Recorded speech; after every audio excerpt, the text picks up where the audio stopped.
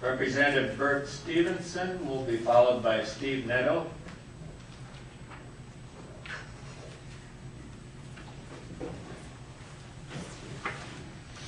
My name is Representative John A., sometimes known as Bert Stevenson, S-T-E-V-E-N-S-O-N,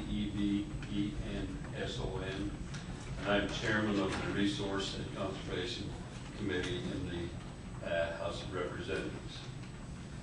Gentlemen, on behalf of the state of Idaho and the Idaho State Legislature, I would like to welcome the U.S. Fish and Wildlife Service back to Boise to receive additional testimony on the delisting of the wolves and the proposed amendment to the 10J rule. We have been pleased with the work that has been done since your agency proposed delisting. We strongly urge you to remain committed to delisting the wolf in early 2008. For the past 5 years, Idaho's effects have been concentrated on meeting the federal requirements for delisting. We have a wolf management plan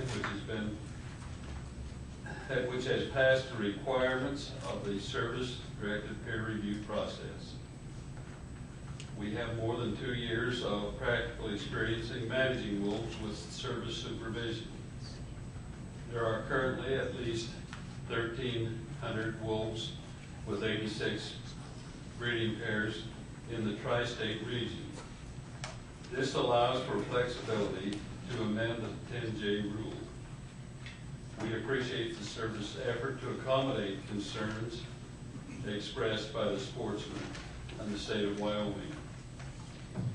In 2005, amendment to the 10J rule providing livestock owners greater flexibility in protecting their property, and it has been helpful and has not caused a widespread slaughter of the wolves.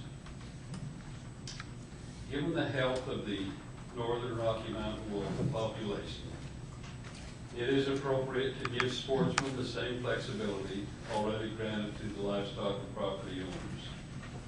The proposed change to the 10J rule gives sportsmen a feeling and demonstrates a responsive approach from the federal government. It is appropriate that the Idaho Fish and Game have the ability to manage all game species and to manage the predators, including the northern Rocky Mountain wolf. Idaho Fish and Game has been working diligently to develop management plans that will keep the wolf's population from becoming listed as threatened or endangered.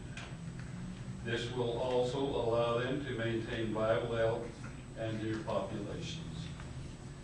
The state of Idaho has worked with Montana and Wyoming to make sure our management plans do not put their wolf populations in jeopardy.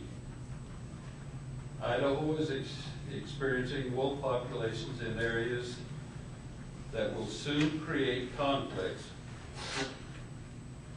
with the human environment. I am referring to the wolves that have migrated to the Wood River Valley and even into the upper reaches of Magic Valley. Idaho will not allow the northern Rocky Mountain wolf to become extinct. However, it is important having the ability to manage them. I am hoping the service is not using these series of hearings to delay the delisting of the wolf in the state of Idaho. We were extremely encouraged last March when the hearings were held for the purpose of delisting. And now we find that this process continues to drag on and on. I do not object to Wyoming being included in the process of delisting, but please do not punish Idaho and Montana. We have worked in good faith and want to continue to do so, but the citizens of Idaho are getting restless, and it's important that we see delisting take place. Please move this process along as fast as possible. I thank you and appreciate the opportunity to be with you. Thank you, Representative Stevenson.